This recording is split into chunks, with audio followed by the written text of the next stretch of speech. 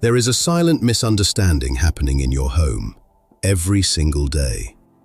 You think you are sending a message of love, and in your mind, that message is clear. It is in the treats, the cuddles, the voice you use only for them. It is in the way you rearrange your entire evening around their walk. But your dog does not speak that language. They do not process love through words or gestures that belong to the human world. They process it through something older, something rooted in biology, in instinct, in thousands of years of evolution that shaped exactly how they read safety, trust, and belonging. And here is the part that changes everything.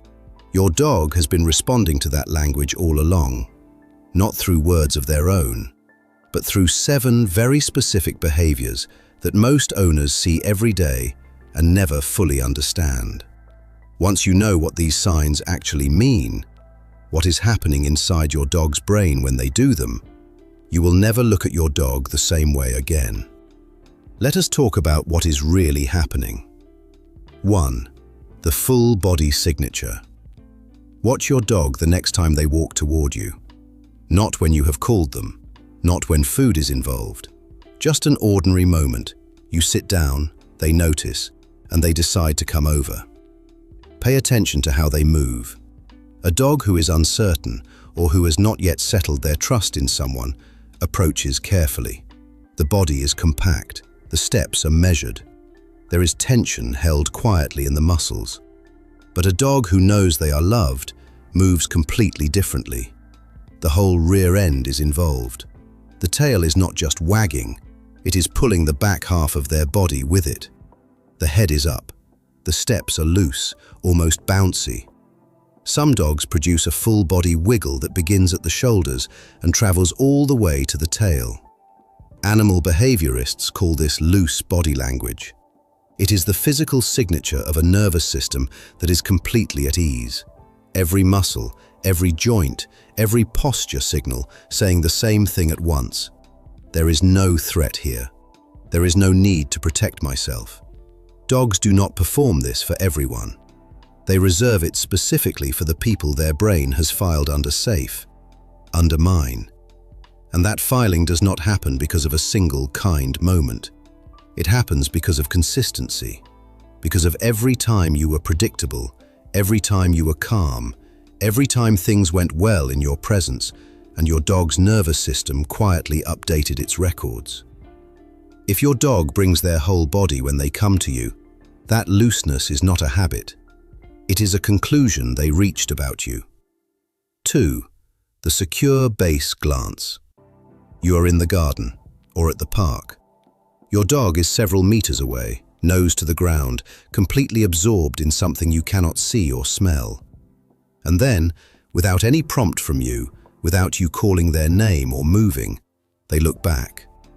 A quick glance, just to find you, just to confirm you are still there, and then straight back to what they were doing. Scientists call this social referencing, and it is one of the most studied indicators of secure attachment in the animal world. The behaviour was first documented in human infants. A toddler placed in an unfamiliar room will explore, but only up to a point. Periodically, they glance back at their caregiver, not because they need anything, not because they are about to cry, but because the caregiver's presence is the anchor that makes exploration possible in the first place. Remove the caregiver, and the child stops exploring. They move toward the door. They become distressed. Your dog does the exact same thing. And research into canine attachment has confirmed that this voluntary check-in glance occurs specifically with the person the dog is bonded to. Not with strangers, not with other dogs, with you. What it means is this: your dog is not just enjoying the park. They are enjoying the park because you are there. Your presence is not background to their experience. It is the foundation of it. Every time they glance back to find you, they are telling you something they have no other way to say. You are my compass, and as long as I can find you, I am all right. 3. Neurological surrender. There is a meaningful difference between a dog who dozes near you and a dog who truly lets go. Deep sleep, the stage where your dog twitches, where their paws move as though they are running somewhere, where small sounds escape them, is the stage of total vulnerability. Every protective instinct is offline. Awareness is gone. The body is completely defenseless, and your dog chose to go there, in your presence. This is not a small thing. In the wild, deep sleep was when predators found you. The part of your dog's brain responsible for survival has not forgotten that, no matter how safe and domesticated their life is. That awareness never fully disappears, which means falling into genuine deep sleep near another being is an act of profound biological trust. Your dog has learned, through 1,000 ordinary moments with you, that nothing bad happens when their guard is down. That this space, with this person, is the one place in the world where they do not need to stay alert. Watch the quality of how your dog sleeps near you versus how they sleep in another room or in an unfamiliar place. The difference is visible, deeper, slower, more completely at rest. That softness in their body is not tiredness. It is the evidence that your love has made safety into something real, something their nervous system believes completely. 4. The affectionate lean. You are standing in the kitchen. Perhaps you are waiting for the kettle. Perhaps you are distracted, thinking about something else entirely. And your dog comes and presses the side of their body into your leg. Not jumping, not pawing at you, not asking for anything, just leaning. It is so quiet that most people barely register it. They reach down, give a brief pat, and move on. But what is actually happening in that moment is worth stopping for. In canine social behaviour, deliberate body contact initiated without an external motivator, no food nearby, no excitement, no trigger, is one of the clearest expressions of affiliation that exists. It is what dogs do with the members of their group they feel most bonded to. They are not seeking warmth. They are not anxious. They are simply choosing, in a completely unprompted moment, to close the space between you. Because their body is calmer when it is touching yours. Think about what that means. Your dog's nervous system, at rest, in an ordinary Tuesday afternoon, actively seeks physical contact with you. Not because something is wrong, not because they need something, because being near you, being against you, is where they feel most like themselves. That lean is not a small gesture. It is a quiet, weight-bearing statement about the bond you share. 5. The empathy test. This one is something you can try tonight. Wait until your dog is settled and looking in your direction. Then yawn. A full, slow, completely deliberate yawn. And watch what happens. In humans, contagious yawning, yawning in response to seeing someone else yawn, is one of the most reliable behavioral markers of empathy. Studies have consistently found that the more empathetic a person is, the more susceptible they are to catching a yawn from someone else. For decades, scientists believed this was uniquely human. Then the research on dogs began to surface. A study published in the journal PLOS One found that dogs yawn contagiously in response to human yawns, but crucially, they do it significantly more often with their own owners than with strangers. The effect was strongest in dogs with the closest bonds to the person yawning. What this tells us is that your dog is not simply watching you. They are tuned into you at a level that crosses into something that looks remarkably like empathy. Their nervous system is so attuned to yours that even an unconscious, involuntary signal from your body triggers a matching response in theirs. If your dog yawns back, that is not coincidence. That is the biological echo of your bond. Measurable, documented, real. 6. The emotional reset.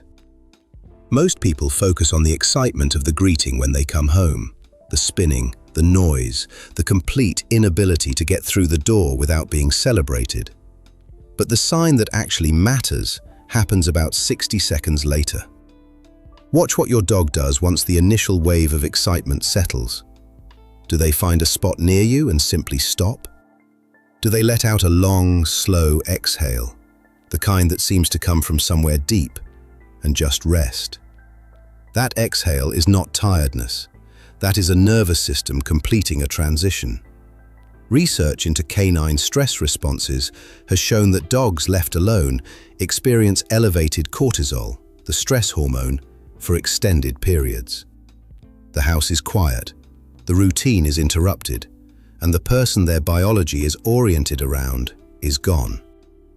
Your return does not just bring joy, it triggers a measurable physiological reset. Cortisol drops, heart rate slows, the body returns to its baseline. And here is what tells you everything about the bond specifically. The speed of that reset is directly proportional to how securely attached your dog is to you. A dog with a strong, settled bond calms quickly, because their nervous system trusts completely that the source of their safety has returned. There is no uncertainty, no residual alertness, just the immediate, full-body recognition that everything is all right again. If your presence alone is enough to bring your dog from wound up to genuinely peaceful within a few minutes, that speed is the measure of something. You have become their emotional anchor, and they reset to you the way a compass resets to north. 7. You are the answer. When the world feels unpredictable, a loud bang outside, a stranger at the door, something unfamiliar that their instincts cannot immediately place, where does your dog look? Not at the thing that startled them, at your face. They are reading your micro-expressions, the tension around your eyes, the set of your jaw, whether your breathing changed. They are gathering information from the one source their brain has learned to trust above all others, you, before they decide how to respond. If your face is calm, their alarm dials down. If your face carries tension, they escalate. This is called emotional referencing, and it has been documented across multiple studies as a behaviour directed specifically at the person a dog is most bonded to. Not at strangers, not at other animals, at you. But here is the part that makes this sign different from all the others. This one was not taught. It was not trained. Nobody showed your dog to look at your face when something frightened them. They arrived at it on their own, through time, through accumulated experience, through every moment you were present and things turned out to be all right. Your dog did not just bond with you. They built a case for you, observation by observation, moment by moment. And in the moments that matter most, when the world feels uncertain and every instinct is firing, they present that case. They do not look at the threat, they look at you, because you are not just their owner, you are their answer. If you watched this video and found yourself thinking, "That is my dog, that is exactly what they do," that recognition you are feeling is not you projecting. That is you finally seeing what has been there the whole time.